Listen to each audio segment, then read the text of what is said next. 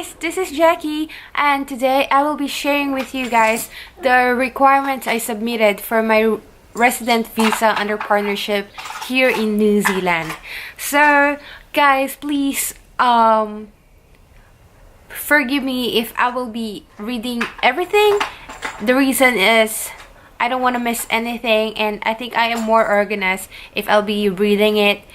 And also, please bear with me if you will hear some baby at the background. It's my 1.5-year-old Baba, and you know, I can't do this at night because he sleeps so late, and I can't do this in the morning because he wants to play. So this is a perfect time, I think. So please bear with me, and let's get into this video.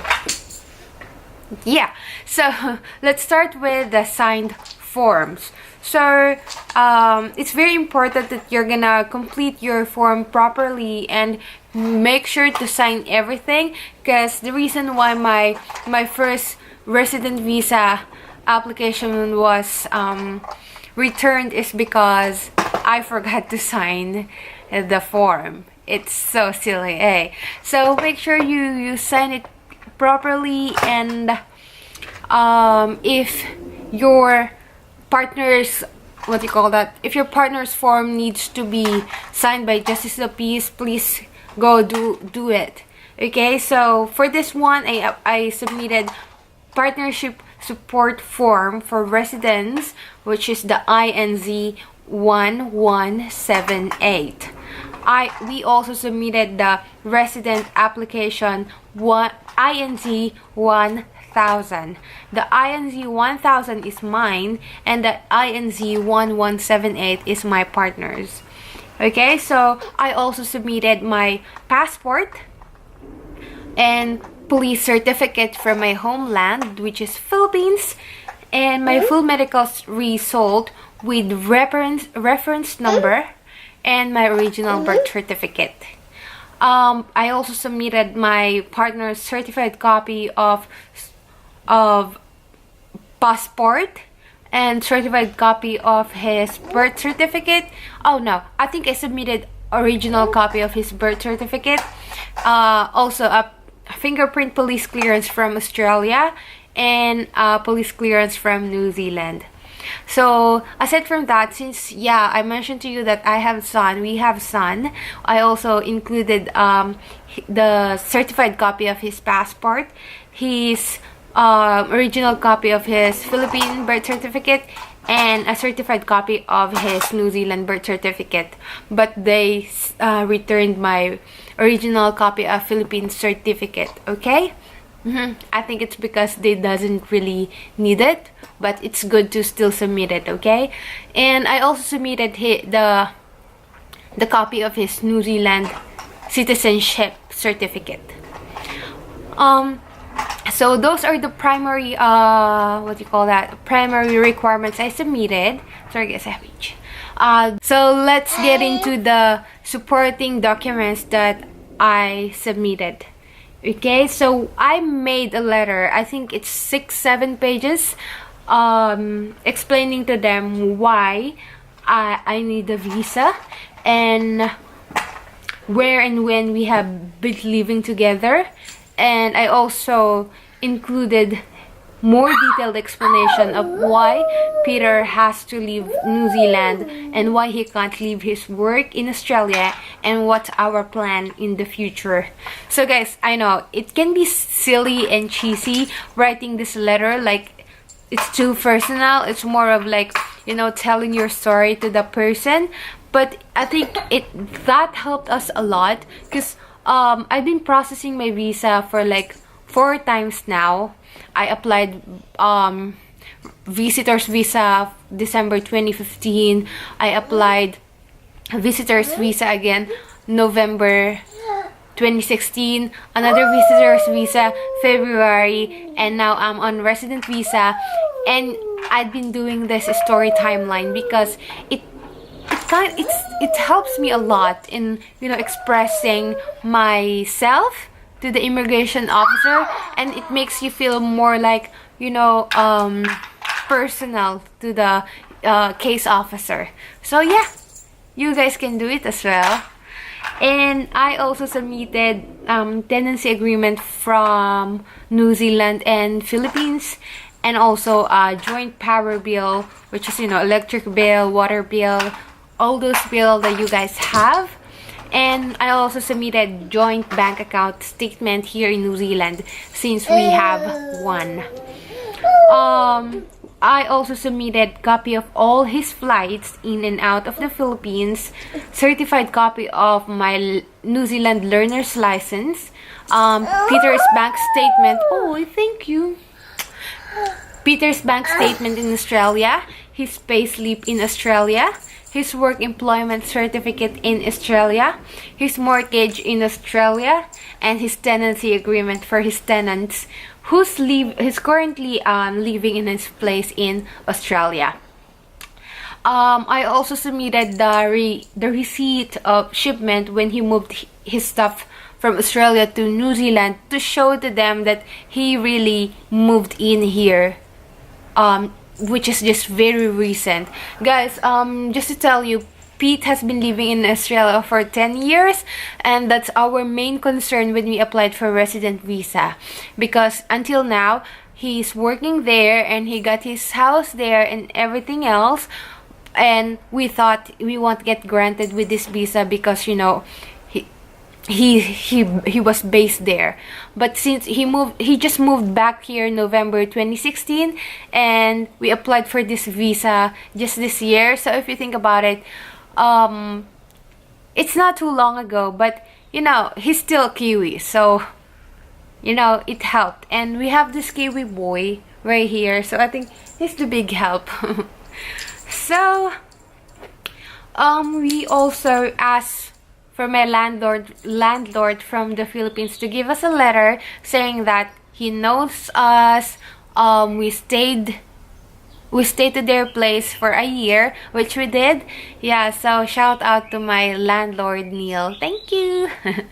So I also requested some letter from Pete's relative and also my relatives. So we submitted letter from Pete's mom and dad, a letter from Pete's auntie, letter from the owner of the place we rented in New Zealand and also in the Philippines, and letter from my sister, letter from my Pete's sister, invitation for Pete's sister's wedding way back 2015 when I first came here, some receipt of money transfer, my bank statement in the Philippines that shows Pete sending us money in the Philippines when I was pregnant, and letter that I am Pete's next of kin. So aside from that, we also submitted letter from immigration, New Zealand immigration, Pete's flights in and out of NZ. Even though I know they will have an access to it, we were like, oh, why don't we send it to them as well, like what we did with me, because I also submitted my immigration record in and out of New Zealand. So yeah, there you have it, my flights in and out of New Zealand, photos, almost 200 photos of us from the day we started dating till present. So guys, I could have sent more than 200, but you know, I think 200 is enough. It was so funny because that's the only thing from the supporting document that they returned. They were like, oh, this is enough, you can have it back. So yeah, these photos entails photos with Peter and my family in the Philippines, photos of me with his family here in New Zealand, and all those social gatherings I attended here in New Zealand with him or without him, but with his relatives. And also I submitted photos of Pete's passport stamps, also my son's photos at play centers or social gathering here in New Zealand with his daddy, some photos of me and my new friends here in New Zealand, whether they are Kiwi or Filipinos, and some photos of our travels in the Philippines when we were still dating, and our current travels, because we love traveling. We went to Wellington, we went camping and those things. I also submitted, you know, photos of random special memories that I would like them to see, not because it has very good meaning for them, but for me it has lots of meaning.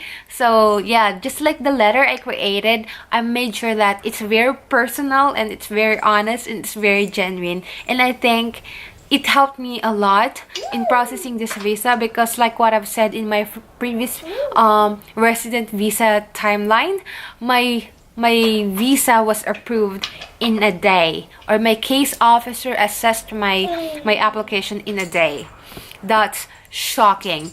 So I actually waited for my case officer for 3 months to have a case officer. 3 months. But as soon as she messaged me or she emailed me, day after that, I go ahead and check my status online, and it was approved. So yeah, I think the key is to just submit everything you can think of. Hold on, there's more. I also submitted some screenshot of Facebook posts that we are tagged by his family and my family, some screenshots of our conversation, and I also included a reason why we only have very few retrieved conversation, and that is because we change our phones. Guys, if you think you have issues to clarify to them, don't be scared to make a letter clarifying the issue, so that before they ask it to you, you already tell them, and be honest with whatever issue you think they could think of, because you know, guys, I'm pretty sure they will find out everything. So it's better for you to you know, put it all there and let them assess you with all honesty, so you don't really have to be scared. Although guys, all throughout the process, I was very nervous because my current visa at that time was about to expire, and that means I have to get another visa to stay here lawfully, which we get the visitor's visa under partnership. However, it was approved quite quickly because I submitted the same requirements I submitted for my resident visa, which is too much and it's a lot, and I think that made them satisfied. So yeah, I think that's all I can share, and that's all the requirements I submitted. It might sound very few, guys, maybe, but guys, it takes time for you to finish all of it. So guys, good luck, and I hope that your application is going smoothly, or if you are just planning to launch your application, good luck. I think it's good that you are watching this, because this will make you aware of the processing. And if you want to check out my resident visa timeline, I will put the link down below. And don't worry guys, all the requirements I mentioned a while ago will be in the description box, so you can just screenshot it and, you know, copy and do whatever you want. You can get an idea on what you can submit for your visa. But again, a disclaimer, I am not an immigration advisor, no, an immigration lawyer. I have nothing to do with immigration here in New Zealand. I am just here sharing with you my visa and my the requirements I submitted, just because I think many of you are nervous just like me before. So yeah, I just want to put it there. So I'm not telling you guys to do this and do that. I was just advising you or just sharing it to you. So yeah, that's it. I think that's enough, and that's all I did. So I hope you guys enjoyed this video, and I hope you find this helpful. And if you like this video, please give it a thumbs up. If you didn't, you can give it a dislike. I don't know why. And you can subscribe to my channel for my upcoming visitors visa experience and the requirements I submitted, and my first ever visa denial story, and all of those things. So I hope this video is cool enough, and we'll see you in our next video. Bye! Say bye. Bye!